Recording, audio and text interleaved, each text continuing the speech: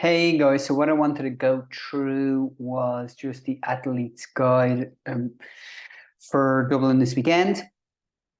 Um, I suppose it says here, if we go down to page 7, race day, check-in does open from 6:30 a.m., but there are check-in windows. Now, I don't know how strict they will be on this, but let's say for instance you're doing the Hyrox men, it says from 8:30 to 11:30, Hyrox double mixed 12:30 to 1:30. So I would say this is just for queues. They don't want big queues. They don't want everybody arriving early and spending the day there. I don't know what happens if you arrive before your allocated time. Will they be picky on it and not let you register? I don't know. Generally, getting into the actual arena, if you don't have your wristband on, they won't let you in. So, ideally you would check in and then obviously go into the arena, as I know some people want to get there early. I wouldn't, like, with regards time before your race, don't get there too early. 90 minutes is kind of I think will be ideal time. Then it just has this here, missing timing chips. You have to pay €45 fee. Generally, at the end of it, there will be people there taking off your timing chips, or you hand it to them. But obviously, you've just hit your race. You're going to be a little all over the place. But this is here. With regards to bag drop, what they will do is they'll take the number off your arm. So when you sign up, they're going to put your, on your forearm, what they'll do is they'll put your time and then your number. So with the bag drop, what generally happens is they will just write down your time and your number. So the number that's on your arm, and this can work very well if you've nobody there with you. If you have a small bag, definitely chuck it in there. Warm-up area. So we'll come back to the warm-up area in a second. As you move down along, definitely be in the pre-race area. So that will be just beside the start. Should be just beside the start, about 10 minutes beforehand. Any of these races that I have seen or done, they start like on time, like to the second they start on time. So if you're due to be on at 12 o'clock, be warmed up and then be at your race area 10 minutes before then. Okay. In the rock zone, the 8 stations are there. We'll come through to that. Hydration stations, we'll have a look at that as well. Movement standards, obviously, if you're not sure about something, you're doing individual or doubles, don't be afraid to read these and make sure you know exactly what's going on. Generally, though, the judges will be very helpful on the day. So I suppose I want to go through first, when you get there, you'll obviously register. You can see you're going to register outside. Then you have the main entrance. Now, there is a warm-up area here. This could all be a little bit crazy. And sometimes what's nice, depending on weather, is to do maybe a little jog outside, because this is going to be full on. Generally, they'll have skiers, bikes, a prowler, some kettlebells, everything here. You don't need a huge warm-up. You just need to bring like heart rate up, but not a huge warm-up. If you think you have a run, ski, and a run before you hit your prowler. So, those 3 by 1 kilometers really will get you in a good place to be ready for your prowler. So don't get in and do, and you maybe don't even go near the prowler, or anything like that. What I would generally do personally is, I have a couple of drills I do before I run. I'll do a jog, bringing up heart rate a little bit. Then I will do something like, kind of building up speed, slowing down. So that might be 30, 40, 50 meters of kind of going from a gradual jog, building, slowing down. Okay. You don't need to do a huge warm up, as I say, because you do have that 3 by 1 kilometer at the start. This here, as we zoom in, this is, if I go across, can't go across. This is, as you can see, Red Bull start and tunnel here. Okay, so this is where you're going to start. This is where the warm-up area is. Just something to be mindful of. okay? And then the bag drop is, where is the bag drop? Cover area finished. The bag drop, partner gym area, where does it say? Sorry, I'm going to go back up here for a second and just see, does it actually say where the bag drop is? And then this will all make it a little bit more sense. Located next to the changing rooms, which makes sense, obviously. But I suppose why I want to go through this is cafe, partner, gym area. Bag, sorry, it says bag drop here. So yes, so if you look, let's say it is a horrible day and you're in the warm-up area, warming up, and you're there by yourself and you want to get to the bag drop and you know you want to get back to the start. Just bear that in mind, because this area here, this area here, and this area here are areas that you can cross the run course. But this can be busy. It can be busy. So make, like, ideally, what I would do is bag drop, then warm-up area if you can, then over into your start area. But if you want to drop it in after the warm-up area, just make sure you give yourself a little bit of time to get across into the bag drop and get back across here. As I say, it's going to start on time. If you're on at 12 o'clock, be around this area, you know, at kind of 10 to and be ready to go. They'll have a look at your numbers, etc. So time and chip then, you know, make sure you have it on. It can be something that, you know, you may not put it on straight away and then you have it in your bag. So, you know, time and chip is important, obviously, and make sure you have it on. Something that any of us, including myself, can easily forget. So just be mindful of that, okay? The run course then, obviously, you're going to start here. It's going to be 3.5 laps. So the fourth time you see the in arch, you will go in. Fast and slow lane update. The fast lane, you're going to pass on the outside. So when overtaking, athletes should now pass on the right-hand side. So that is going to be on the outside if you're passing athletes.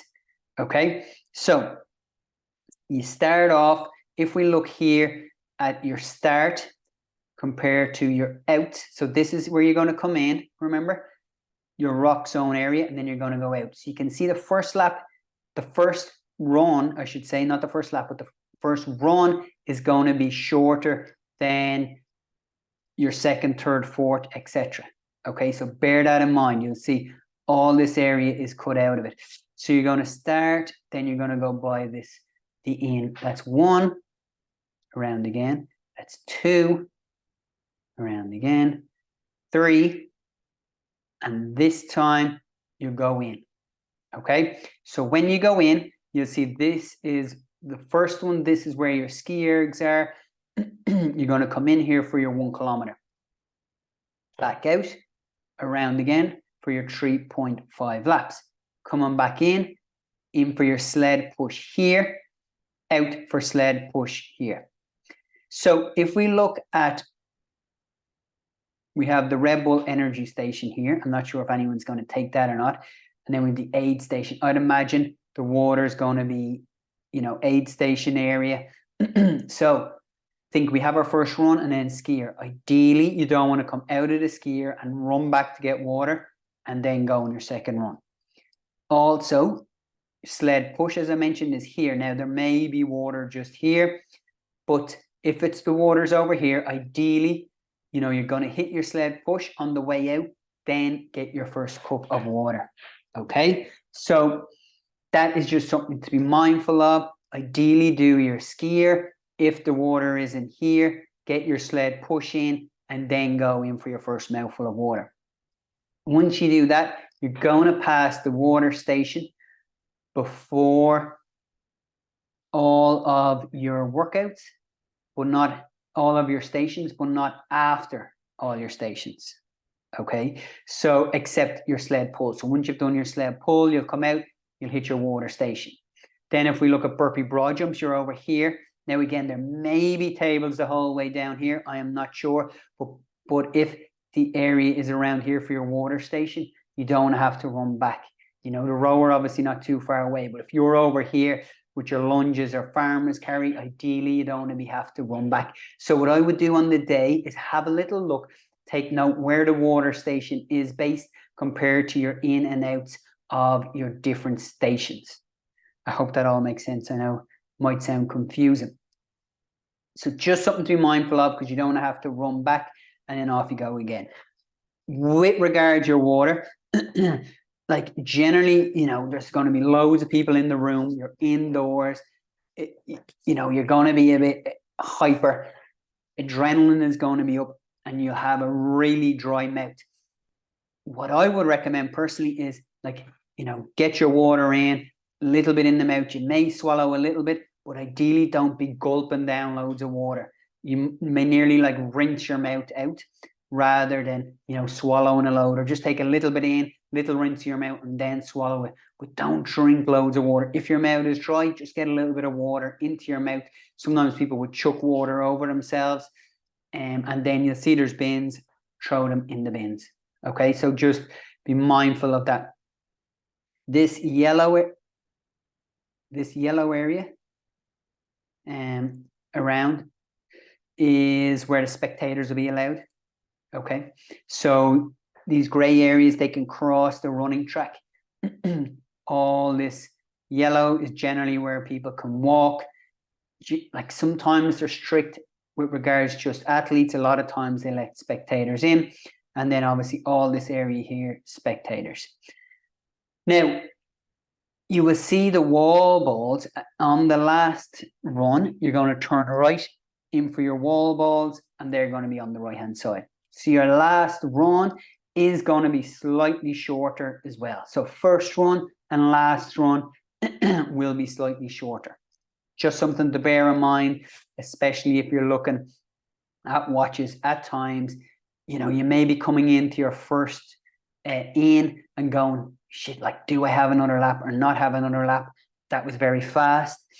Just take note that it is, you're not running all this on your first one. Something to be mindful of. Okay. Oh yeah, if you're doing a relay, this is where the relay is here. Okay. But yes, so on the last one, then you're in for your wall balls. Once you've done your wall balls, you'll see there's a little ramp generally up to your finish. Okay. Then you'll hand back your timing chip, etc. here, little area, generally some drinks, bars, etc. here at the end. And again, sometimes what can happen is sometimes people either won't take anything or they'll eat a load and then you can feel it afterwards. I'd say just get a little bit of, they'll have water or whatever they have there, sip away on it, start hydrating after the race. Okay. Yes, so 3.5 laps, you will see there's a good few turns obviously in it, because you're going to be doing 3.5 laps rather than 2.5. Again, something to be mindful of, turning left a lot with a little chicane here. On the day, get in, we're all going to probably come in, as you can see here, the main entrance, then there's just 2 exits. So we'll all come in here and try and get your bearings, have a little look around, look at the warm-up area. Is it, if you're dropping in your bag, just take note. The changing rooms are here as well. I'm not sure where the toilets are. There may be different toilets around, but just take note how much time it may take to get from warm-up area to bag drop to the start. And as I say, it is going to start on time. Okay. And that is really it. Get there, as I say, have a look around, but don't get there crazy early, because the music is going to be on. People are going to be working out. Heart rate will just automatically start coming up. Fucking adrenaline will start kicking in, and you'll be buzzing. So you don't want to be buzzing for too long, basically, or you'll have that big crash.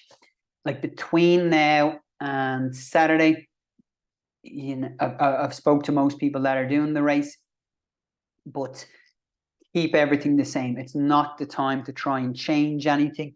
Make sure you know what gear you're going to wear, etc. on the day. What I would say is, if it's raining, ideal, you're going to have maybe a bit of a walk from your car. You're going to be outside. So what I would do personally, if it's going to be raining, is I'd bring my race gear in my bag, my race runners in my bag, and I'd go into the changing room and change. The last thing you want is like wet socks and runners and wet shorts for your race. So, have that in the bag, come in, change, and then be fresh and fucking ready for action.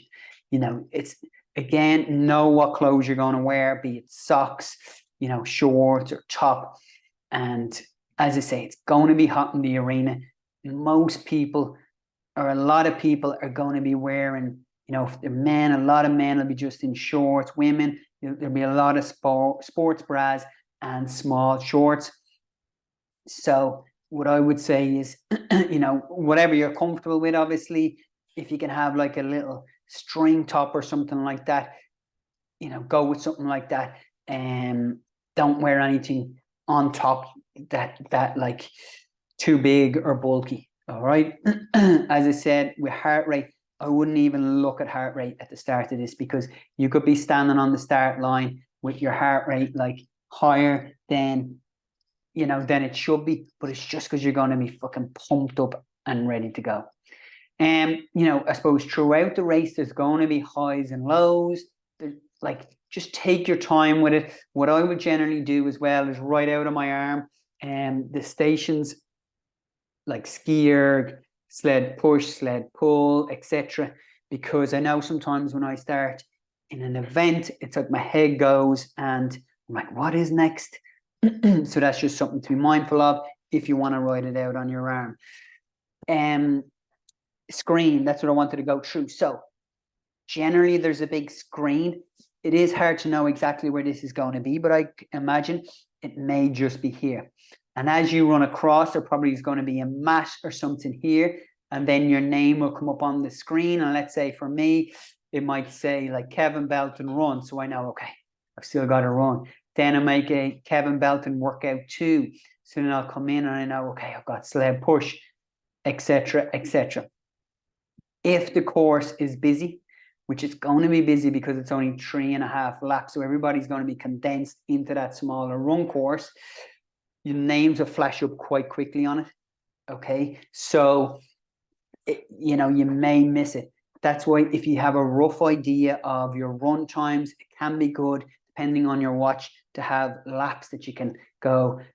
Not per lap, but what I would do is after my ski erg, as I'm just about to come out, I would hit like lap on my phone. So I know then once I'm coming back around, I'll go, God, okay, I'm roughly now at the time I should be at to complete that 1K to come back in. Then then I'll hit lap here, hit my sled. On the way out, hit lap again. Okay. Don't start, like, people are going to go out of the gate flying on this. They'll get onto the skier, they'll still be flying. They'll get onto the second run, same. They'll be bombing. Then what you'll start seeing is with your sled push, sled pull, you may come in, there may be, 10, 15 men or women or doubles, whatever, in front of you. And then all of a sudden you're out before 3 or 4 or 5 of them. Same on your sled pull. So just, as I say, heart rate's going to be up. You're going to be buzzing, but just don't go out too crazy. Generally, what I would say is, and what you hear a lot of is, your 5K time. So let's say your 5K time is, 25 minutes. So it's 5 minutes per K. Roughly, you want to be thinking 5:30 per K. So 30 seconds slower per kilometer than your 5K time. That's just a rough average. Okay. So think about that on your first run. If your 5K time is, 25 and your average is 5 minutes, you don't want to be coming in off that first run hitting like a 4:15 or 4:20 kilometer and then dropping off. Ideally, as we look back on your times, you would, we want all your kilometers pretty close. There's going to be a drop, okay, but pretty close together. The burpee broad jumps is your 4th station, and I think it's a tough station. It's an easy station to hit a couple and rest, hit a couple and rest. The goal with your burpee broad jumps is to keep moving on it, okay? The reason I'm going just through this station is hit your burpee broad jumps. You're going to come out of that, and generally you're going to feel like, the last thing you want to do is start running. but get into your run and get moving on that run as fast as you can, because after that run, you're into your rower. And the rower, this is more for individuals than doubles. But with your rower, you know, it's the only station where you sit down. And if you're 10 seconds per kilometer, 10 seconds per 500, 20 seconds per kilometer, maybe like slower than you normally would be, like you're just going to recover so much more on the rower. Okay. The rower, not that you want to go slow, but it is a time to just take that couple of minutes, get a little bit of your breath back, and then go, okay, we've 3 stations left after this. The next one is your farmer's carry, which is grip.